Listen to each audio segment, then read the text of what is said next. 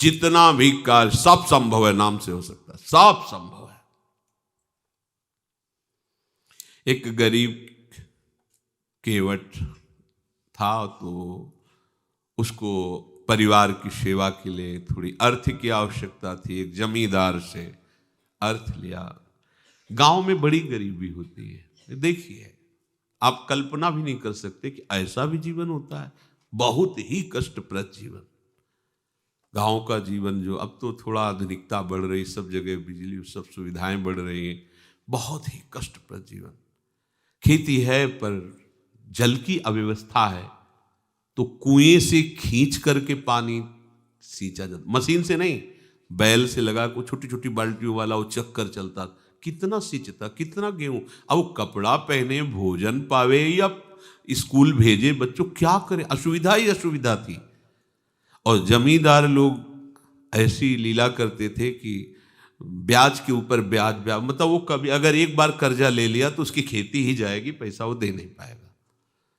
पर उस केवट ने जिस जमींदार का पैसा लिया था, कुछ समय होने के बाद ब्याज सहित पैसा वापस कर दिया। कुछ दिन बाद जमींदार के आदमी गए, उस केवट को लाए और बहुत दबकाया, कहा पैसा दो। तो सेठ से कहा कि आपको तो हमने पैसा दे दिया। अरे झूठ बोलता है। और गरीब आदमी झूठ बोलता है, बोले साहब हम तो आपको दे चुके हैं। अब नहीं, अपनी खेती छोड़ो।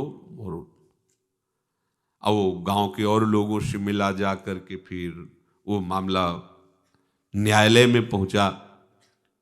न्यायालय में वो तो जमींदार थे, सब अपनी बात की, इतना इतना पैसा दिया इसका। उससे पूछा तो उन्होंने कहा हमने पैसा ब्याज सहित दे दिया है। तो वहां तो प्रमाण चाहिए तुम्हारे कहने से।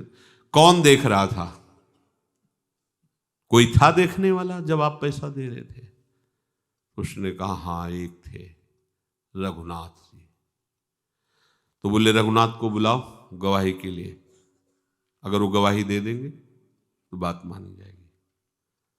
और सेठ जानता था कि वहां कोई नहीं था, और ये अंदर से जानते थे कि भगवान सर्वत्र है, तो मुझ गरीब की बात भगवान तो सुन ही रहे। तारीख दे दी, अमुक तारीख इतने बजे तुम्हारी पेशी होगी, अपने गवाही को लेके आना। एकांत में भगवान से कहा कि प्रभु हमने आपको ही कहा है गवाही में, आप देख लीजिए।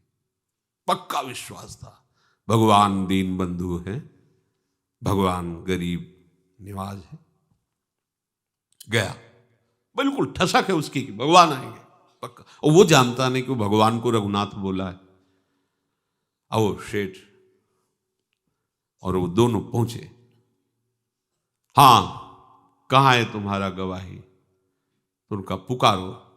तो जो पुकार दे, रघुनाथ हाजिर हो। भगवान हाँ तुमने देखा इन्होंने पैसे दिए? हाँ पैसे दिए। अमुक अलमारी में इतने रजिस्टर के बाद वो पैसे रखे हुए, दबे हुए। वो पैसे 100 का था, एक इतने का था, वो तो भगवान है, इतने बज के इतने मिनट में दिए। और जमींदार मुंह भगारे खड़ा। जमींदार से कहा कि तुम ऐसा ही है ना? भगवान जब बोल रहे हैं उसके पूरे सिस्टम फेल है। जो भगवान कह रहे हो बस वैसे खोपड़ी हिलाता जा रहा है। हाँ हाँ। उसको दंड मिला और उसी दिन से वो विरक्त हो गया जो केवट था। अरे भगवान मेरी बात सुन ली। भजन भगवान का बड़ा प्रताप है, भगवान का आश्रय, भगवान का संभव को असंभव कर दे, बड़ी महिमा। एक राजा का भक्तमाल में राजा का तालाब था, उसमें मछली पालन था और वो उनकी सेवा के लिए बड़ी बड़ी हष्टपुष्ट मछलियों का वहाँ खूब किलकारी होती, वो जाकर के चुनाया करते थे राजा महाराजा आते। उसमें सख्त शासन था, अगर किसी ने भी मछली मारी तो उसको मृत्यु दंड दिया जाएगा। तो कौन जाएगा वहाँ? तीखने की जरूरत नहीं थी कि कोई रक्षा करे, क्योंकि वो हुक्म था उनका ऐसा। कई दिनों से भोजन नहीं मिला था, एक मछुआरे को कोई मछली भी नहीं फंसी थी, तो उसने सोचा कोई रक्षा में तो है नहीं, एक मिनट में सैकड़ों मछली में, वो तो भरा हुआ तालाब था। जाल फेंका, 50 किलो मछली उसमें।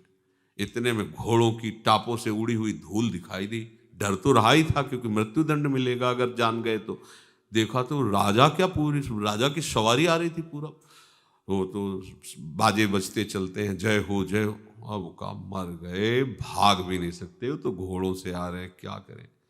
जाल को ऐसे छोड़ करके मिट्टी से दबा दिया, सब कपड़े उतारे, मिट्टी से दबा दिया, मिट्टी ली और पूरे शरीर में लेके ऐसे दिगंबर होकर के वो ऐसे ऐसे बैठ गया और बस नाम जपने लगा, मानो कोई महात्मा हो दिगंबर। आंख मूंदे हुए नाम जप रहा है, भगवान ही बचा सकते हैं, क्योंकि राजा का हुक्म, मृत्यु दंड मिलेगा। राजा ने दूर से देखा कि कोई अवधूत महात्मा दिगंबर बैठ, सबको रोक दिया। घोड़ों की टाप भी वहां आवाज नहीं पहुंचनी चाहिए, उनके भजन हमारा हो भाग्य, ऐसे महात्मा सरोवर के तट पर ध्यानस्थ हैं। कुछ हीरा जवाहरात मणि आदि ली, पादुका उतारी, धीरे धीरे जाकर के उनके सामने रखा, प्रणाम किया और चला गया। और पूरा एकाग्र है, नाम उच्चारण कर रहा है। कान में जब घोड़ों की टाप की आवाज से ऐसा महसूस हुआ कि सब चले गए, आंख खोल के देखा, हीरे जवाहरात ऐसे सामने रखे। तो उसको लगा, अरे जिसके लिए नकली बने तो राजा प्रणाम करके अरे सब रख गया, असली में क्या होता होगा। अगर असली में भगवान को भक्त बन जाए तो क्या होता होगा। नकली में तो ये हुआ, नाटक करने पर तो ये हुआ कि राजा मृत्यु दंड मिलना चाहिए, वहां राजा प्रणाम करके भेंट रख के गया है। अगर ये वेश असली हो जाए, उद्देश्य असली हो जाए, उसी दिन घर ले गया भगवान का नाम। क्या नहीं कर सकता नाम, ये कथा नहीं है, हम सब उसी लाइन में हैं। ये नाम का प्रताप है, ये नाम का आश्रय है, ये नाम ही जीवन है। चाहे जितना पापी रहा हो, अगर वो नाम जप करने लगे तो जैसे एक पहाड़ रुई का हो, एक दिया सलाई से लगा फेंको, शाबाश। ऐसे नाम प्रज्वलित आग है, एक क्षण में सारे पापों को नष्ट करने की सामर्थ्य रखता है। इसलिए निरंतर नाम जप करते हुए, प्रभु का सब कुछ है, मैं भी प्रभु का हूं, और जिसकी भी हम सानिध्य में सेवा या जो भी व्यवहार घर गृहस्थी में भी कर रहे हैं, सब प्रभु की प्रसन्नता के लिए कर रहे, ऐसा भाव रखोगे तो जीवन आनंदमय हो जाएगा।